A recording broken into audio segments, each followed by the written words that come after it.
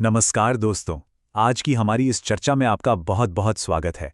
आज हम अपनी पृथ्वी की एक ऐसी कहानी पर बात करने वाले हैं जो आपको सच में हैरान कर देगी। हम अक्सर ये मान लेते हैं कि जो पहाड़, महाद्वीप और विशाल महासागर हम आज देखते हैं वो हमेशा से ऐसे ही रहे होंगे, एकदम स्थिर। लेकिन असलियत इसके बिल्कुल उलट है। हमारी पृथ्वी बहुत ही एक्टिव और लगातार बदलने वाला ग्रह है, और इसका इतिहास एक विशाल जिगसॉ पजल के टुकड़ों के बिखरने और वापस जुड़ने की एक बेहद रोमांचक कहानी है। तो चलिए, बिना किसी देरी के इसमें गहराई से उतरते हैं। जरा सोचिए, क्या हो अगर मैं आपसे कहूं कि जिस जमीन पर आप अभी बैठे हैं वो असल में खिसक रही है। बिल्कुल। और पता है कितनी तेजी से? ठीक उसी स्पीड से जिस स्पीड से हमारे नाखून बढ़ते हैं। ये कोई साइंस फिक्शन नहीं है, बल्कि एक पक्का साइंटिफिक सच है। दुनिया का जो नक्शा आज हम देखते हैं ना, वो कोई परमानेंट पेंटिंग नहीं है। ये तो एक बहुत लंबी फिल्म का बस एक छोटा सा स्क्रीनशॉट है। हमारे महाद्वीप लगातार खिसक रहे हैं, लेकिन इससे पहले कि हम ये समझें कि ये खिसकते कैसे हैं, आइए ये देखते हैं कि हम इन महाद्वीपों को असल में परिभाषित कैसे करते हैं। अब सवाल यह है कि एक महाद्वीप या महादेश वास्तव में होता क्या है। मजेदार बात यह है कि इसकी कोई एक फिक्स, सख्त वैज्ञानिक परिभाषा नहीं है। ये काफी हद तक इस बात पर निर्भर करता है कि इतिहास में लोगों ने इसे कैसे देखा। पुराने नाविकों ने दुनिया को अपने अपने तरीके से बांटा। आज का सबसे मशहूर मॉडल 7 महाद्वीप मॉडल है, जिसमें हम एशिया, अफ्रीका, यूरोप जैसे नाम गिनते हैं। लेकिन अगर हम महाद्वीपों को कढ़ाई से सिर्फ उन बड़े भूखंडों के रूप में देखें जो प्राकृतिक रूप से पानी द्वारा अलग हैं, और पनामा या स्वेज जैसी मानव निर्मित नहरों को हटा दें, तो हमारे पास केवल 4 महाद्वीप बचेंगे: अफ्रो यूरेशिया, अमेरिका, अंटार्कटिका और ऑस्ट्रेलिया। वहीं संयुक्त राष्ट्र दुनिया को महाद्वीपों के बजाय मैक्रो रीजन यानी बड़े क्षेत्रों में बांटता है, यानी भूगोल को देखने के कई अलग अलग नजरिए मौजूद हैं। एक और दिलचस्प बात, महाद्वीप सिर्फ उतनी ही जमीन नहीं है जो हमें पानी के ऊपर दिखाई देती है। जब हम समुद्र तल की गहराई को मापते हैं तो एकदम साफ हो जाता है कि तटों के आगे भी महाद्वीपों का एक बहुत बड़ा हिस्सा पानी के नीचे छिपा होता है। इसे कॉन्टिनेंटल शेल्फ कहा जाता है।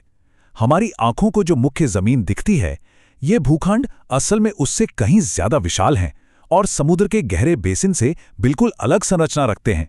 और क्योंकि महाद्वीपों का एक बड़ा हिस्सा पानी के नीचे छिपा हो सकता है, हमारे नक्शे आज भी अपडेट हो रहे हैं और नई नई खोजें जारी हैं। हाल ही में वैज्ञानिकों ने ज़ीलैंडिया नाम के पृथ्वी के 8वें महाद्वीप का पूरा नक्शा तैयार किया है। करोड़ों साल पहले जब ये प्राचीन गोंडवाना लैंड से अलग हुआ, तो बताए क्या हुआ?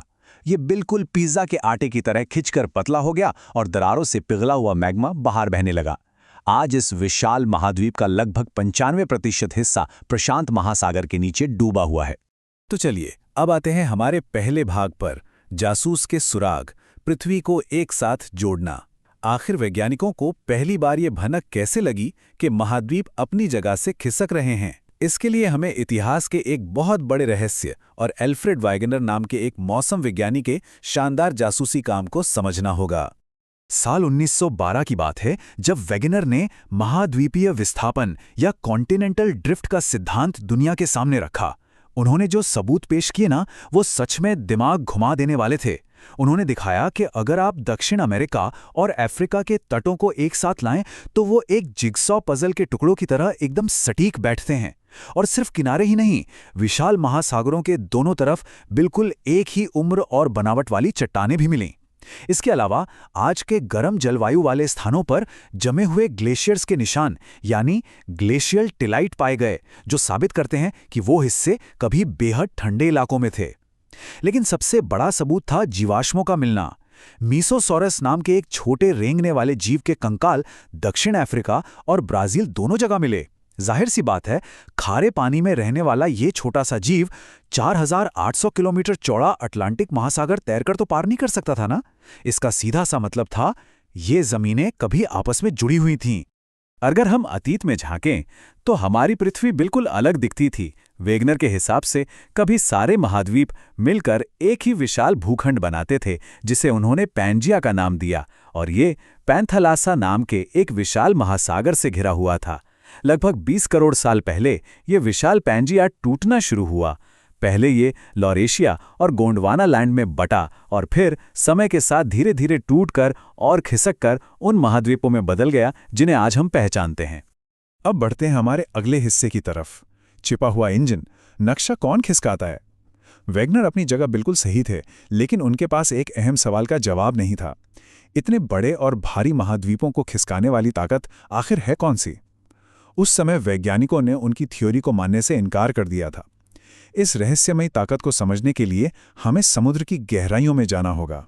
हुआ कुछ यूं कि दूसरे विश्व युद्ध के बाद पनडुब्बियों के जरिए समुद्र तल का बहुत ही डिटेल में नक्शा बनाया गया, और तब जो सामने आया उसने जियोलॉजी की दुनिया में क्रांति ला दी। वैज्ञानिकों ने देखा कि समुद्र का तल बिल्कुल सपाट नहीं है। इसके नीचे मिड ओशनिक रिजेस यानी पहाड़ों की एक लगातार और पानी के भीतर मौजूद विशाल श्रृंखला है। यहीं पर लगातार ज्वालामुखी फटते हैं। समुद्री तल की चट्टानों में दर्ज चुंबकीय ध्रुवीयता या मैग्नेटिक पोलैरिटी में बदलाव ये साबित करते हैं कि नया मैग्मा यहाँ से बाहर आता है, ठंडा होता है और समुद्र के तल को दोनों तरफ धकेलता है। इसे ही सी फ्लोर स्प्रेडिंग या समुद्र तल का फैलना कहा जाता है। अगर आप दुनिया भर में आने वाले भूकंपों और ज्वालामुखियों के वितरण को देखें, खासकर प्रशांत महासागर के चारों ओर मौजूद मशहूर रिंग ऑफ फायर को, तो आपको सारी कड़ियां जुड़ती हुई दिखेंगी। भूकंप और ज्वालामुखियों की ये सक्रिय रेखाएं बिल्कुल टेक्टोनिक प्लेट्स की सीमाओं से मेल खाती हैं। हमारी पृथ्वी की बाहरी परत कोई एक ठोस छिलका नहीं है, बल्कि ये कई बड़ी और छोटी प्लेटों में टूटी हुई है, जो मिड ओशनिक रिजेस पर बनने वाले नए क्रस्ट के कारण लगातार खिसक रही हैं। लेकिन अब सवाल है कि ये इंजन असल में काम कैसे करता है। इसका सीधा सा जवाब है मेंटल कन्वेक्शन करंट्स। इसे इमेजिन करने के लिए गैस पर रखे एक गाढ़े उबलते हुए सूप के बर्तन के बारे में सोचिए। पृथ्वी के अंदर रेडियोएक्टिव डिके से पैदा होने वाली भयंकर गर्मी के कारण मेंटल का चट्टानी लेकिन नरम हिस्सा गर्म होकर ऊपर उठता है, प्लेट्स के नीचे फैलता है, ठंडा होता है और फिर वापस गहराई में डूब जाता है।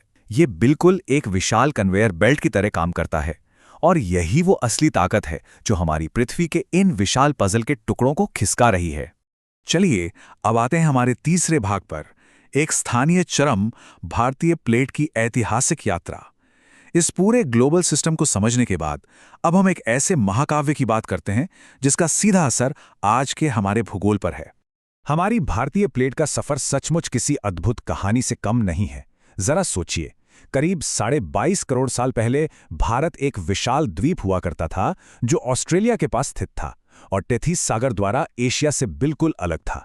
जैसे ही पेंजिया टूटना शुरू हुआ, लगभग 20 करोड़ साल पहले इसने उत्तर की ओर अपनी लंबी यात्रा शुरू कर दी।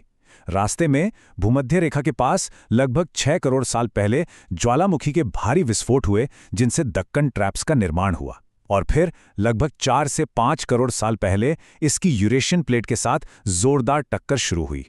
करोड़ों सालों के इस लंबे सफर में भारतीय प्लेट तेजी से उत्तर की तरफ बढ़ती रही, और आपको पता है क्या होता है जब दो विशाल महाद्वीपीय प्लेट आपस में टकराती हैं?